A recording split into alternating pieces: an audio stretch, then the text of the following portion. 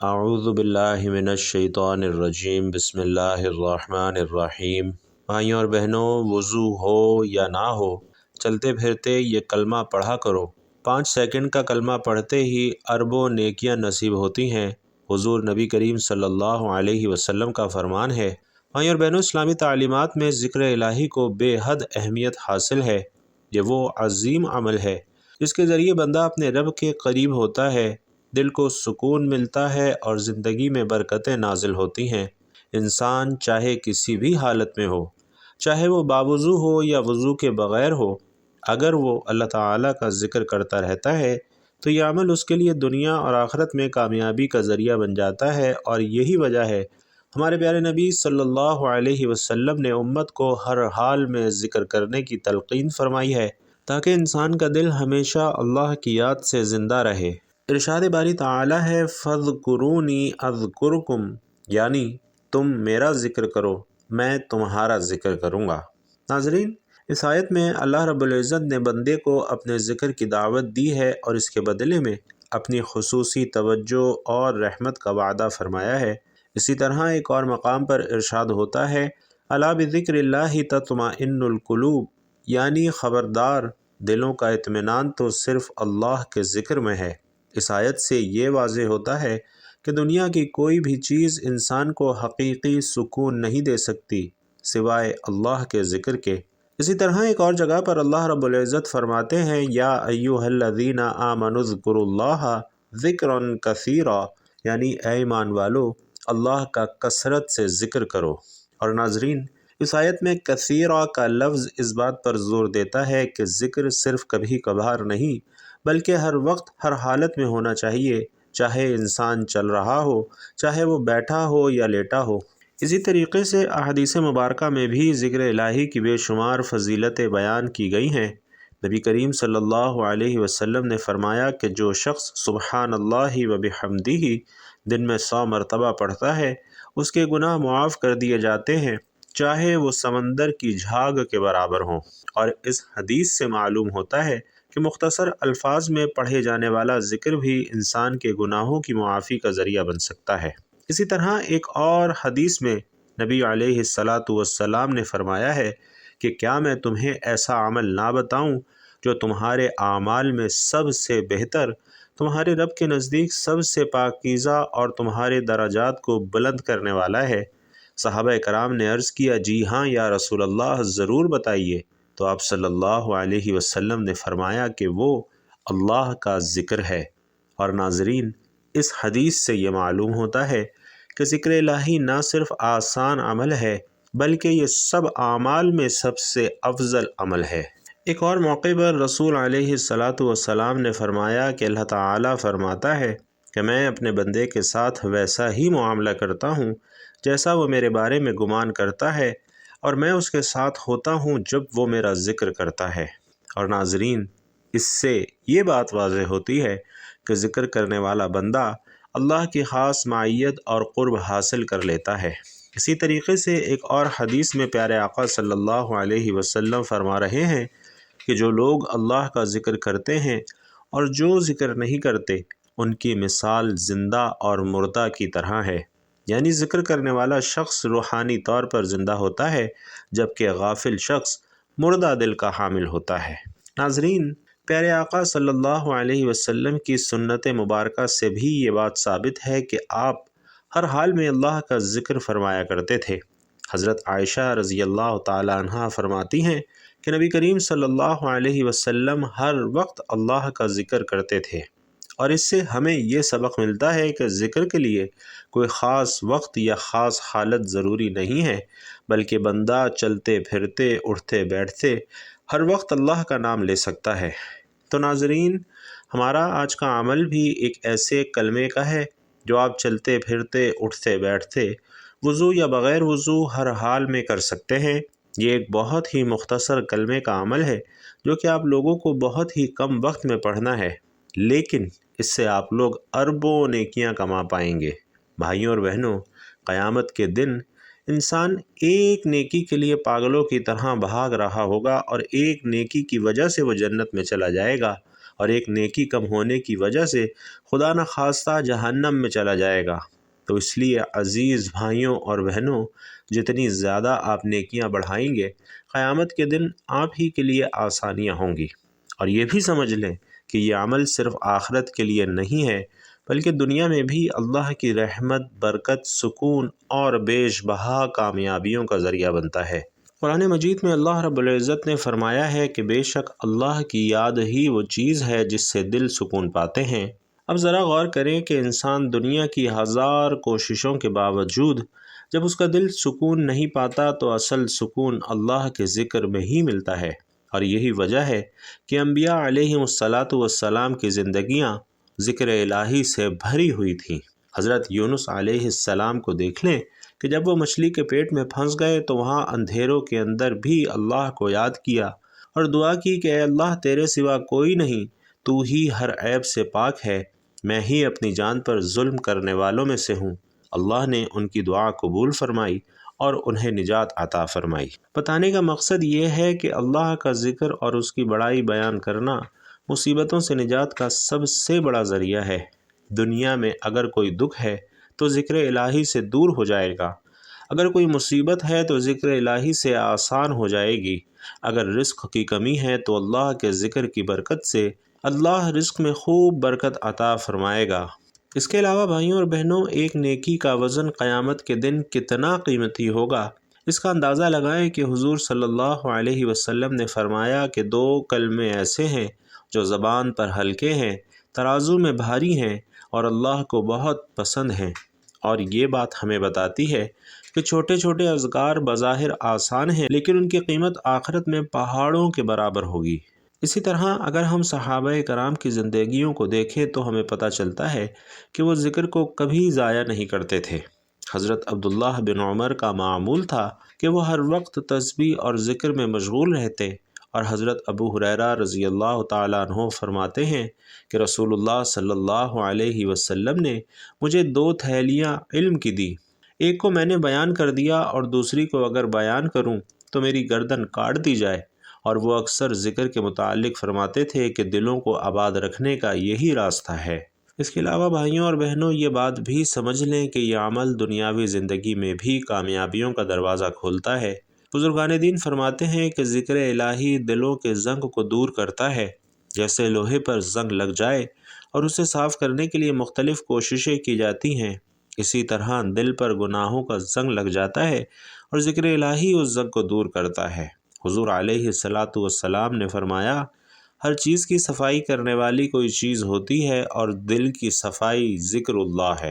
تو بھائیوں اور بہنوں، یہ وہ حقیقت ہے کہ آج کا انسان دنیاوی کامیابیوں کے لیے دن رات محنت کرتا ہے، مگر اصل کامیابی کو بھول جاتا ہے۔ اصل کامیابی وہ ہے جو دنیا اور آخرت دونوں میں ساتھ دے، اور یہ مختصر عمل ایسا ہے جو انسان کو دنیا میں بھی سکون دیتا ہے اور آخرت میں بھی عظمت عطا کرتا ہے۔ جب کوئی بندہ چلتے پھرتے یا اپنے کام میں مصروف یہ ذکر کرتا ہے تو فرشتے اس کے اعمال نامے میں نیکیاں لکھتے جاتے ہیں۔ حدیث میں آتا ہے کہ جب کوئی بندہ اللہ کا ذکر کرتا ہے تو اللہ بھی اپنے فرشتوں کے سامنے اس بندے کا ذکر فرماتے ہیں۔ سوچئے تو صحیح کہ کیسی بڑی سعادت ہے کہ رب کائنات اپنے فرشتوں کے سامنے ایک بندے کو یاد کرے اور اس پر فخر کرے۔ تو بھائیوں اور بہنوں، یہ وہ ہے جو اللہ اپنے ذکر کرنے والوں کو عطا کرتا ہے۔ اور یہ بھی یاد رکھیں کہ قیامت کے دن انسان کو ایسے اعمال کی ضرورت ہوگی جن سے اس کا پلڑا بھاری ہو سکے۔ حضور علیہ السلام فرماتے ہیں کہ قیامت کے دن بندے کے اعمال تولے جائیں گے اور سب سے بھاری چیز اللہ کا ذکر ہوگا، اور یہ ذکر ایسا ہوگا کہ جس کی بدولت انسان جنت کے قریب اور جہنم سے دور ہو جائے گا۔ حضرت حسن بصری رحمۃ اللہ علیہ فرمایا کرتے تھے کہ ذکر اللہ بغیر دل ایسا ہے جیسے مردہ جسم، اور جو دل ذکر میں مشغول ہے وہ زندہ دل ہے۔ بھائیوں اور بہنوں، آج ہمارے گھروں میں پریشانیاں، رزق کی تنگی، بیماریوں کا غلبہ اور بے سکونی اسی لیے ہے کہ ہم نے ذکر الہی کو چھوڑ دیا ہے۔ لیکن اگر ہم یہ مختصر عمل اختیار کریں تو انشاءاللہ ہماری دنیا بھی سنور جائے گی اور آخرت بھی سنور جائے گی۔ دیکھیے، حضرت نوح علیہ السلام نے اپنی قوم سے فرمایا تھا کہ اپنے رب سے استغفار کرو، وہ تم پر آسمان سے بارش برسائے گا، تمہارے مال اولاد میں اضافہ کرے گا، تمہیں باغات عطا فرمائے گا اور نہریں جاری کرے گا۔ اس سے پتہ چلتا ہے کہ اللہ کا ذکر اور اس سے معافی مانگنا دنیاوی آسائشوں اور نعمتوں کا ذریعہ بھی ہے، اور یہ عمل صرف آخرت تک محدود نہیں بلکہ دنیا میں بھی سکون قلب، رزق کی فراوانی، مشکلات سے نجات اور عزت اور وقار کا باعث ہے۔ اور یہی حقیقت ہے کہ جو بندہ ہر وقت اللہ کی یاد میں رہے گا، اس کی زندگی میں نور آئے گا اور اس کی اولاد بھی صالح ہوگی۔ محترم ناظرین، انسان کی سب سے بڑی کمزوری یہ ہے کہ وہ اپنی مشکل کا حل صرف دنیاوی اسباب میں ڈھونڈتا ہے، حالانکہ سکون اور کامیابی ہمیشہ اللہ کے ذکر اور اس کے احکام پر عمل کرنے میں ہوتی ہے۔ آج دیکھ لیجئے، ہمارے گھروں میں رزق کی تنگی ہے، کاروبار میں بے برکتی ہے، لوگ لاکھوں کماتے ہیں لیکن پھر بھی پیسوں میں برکت نہیں ہوتی، گھروں میں لڑائیاں جھگڑے ہیں، والدین کی نافرمانی عام ہے، بیٹیاں جوان ہو جاتی ہیں لیکن اچھے رشتے نہیں ملتے، قرضوں کا بوجھ بڑھتا جا رہا ہے، لوگ اپنی زندگی بھر کی کمائی گھروں کی تلاش میں لگا دیتے ہیں مگر ذاتی چھت نصیب نہیں ہوتی۔ بھائیوں اور بہنوں، ان تمام پریشانیوں کی جڑ یہ ہے کہ ہم نے اللہ کے ذکر کو بھلا دیا ہے اور اس کے احکامات سے غفلت اختیار کر لی ہے، جبکہ قرآن مجید میں اللہ رب العزت فرماتے ہیں کہ جو لوگ میری یاد سے منہ موڑتے ہیں ان کے لیے تنگ زندگی ہے اور قیامت کے دن ہم انہیں اندھا اٹھائیں گے۔ ناظرین، یہ آیت صاف صاف بتا رہی ہے کہ دنیا کی بے سکونی کا اصل سبب اللہ کے ذکر کو چھوڑ دینا ہے۔ محترم ناظرین، پیارے آقا صلی اللہ علیہ وسلم نے فرمایا ہے کہ گناہ رزق کو روکنے والی سب سے بڑی چیز ہے اور نیکیاں برکت کا ذریعہ ہیں۔ جب انسان اپنی زبان کو اللہ کی یاد سے تر رکھتا ہے تو اللہ اس کی روزی میں ایسی برکت ڈال دیتا ہے کہ تھوڑی چیز بھی اس کے لیے کافی ہو جاتی ہے، اس کے گھر میں سکون اترتا ہے اور اس کے دل کو اطمینان نصیب ہوتا ہے۔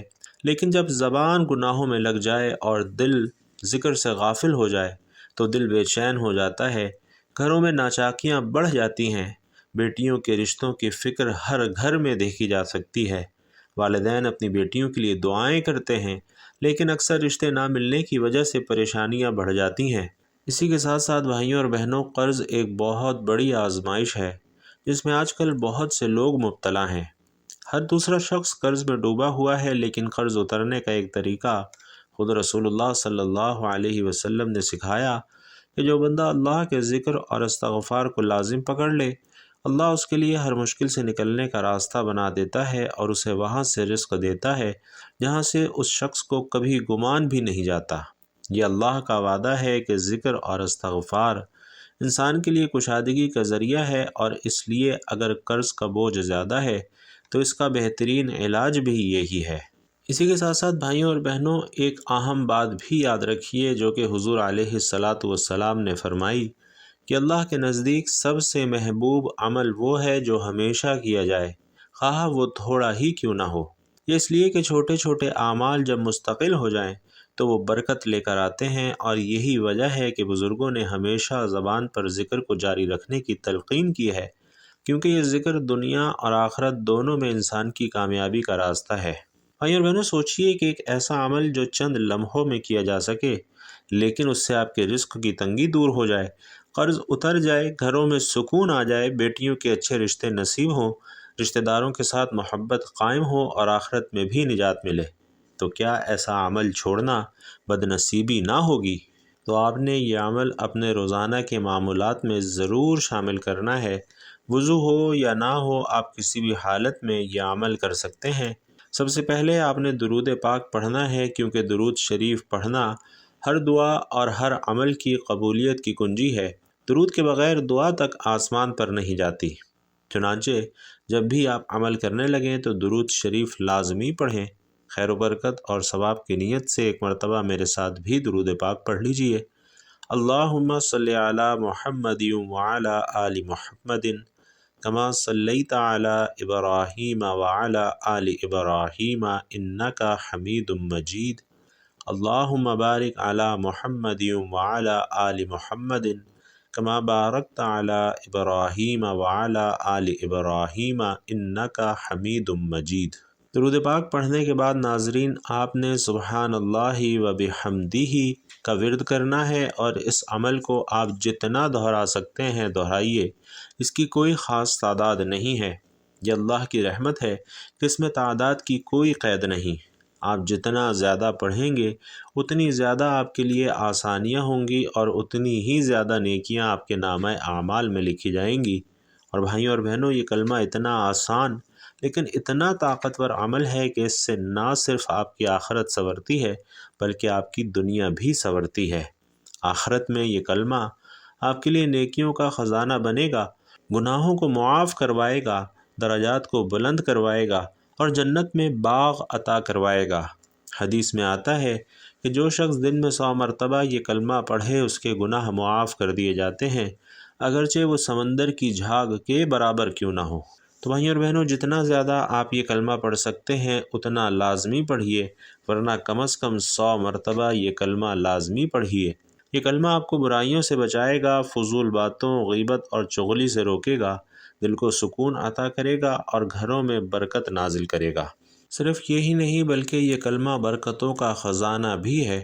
اگر کوئی کاروبار میں نقصان دیکھ رہا ہے تو یہ کلمہ پڑھے تو اللہ اس کے کاروبار میں برکت عطا فرمائے گا۔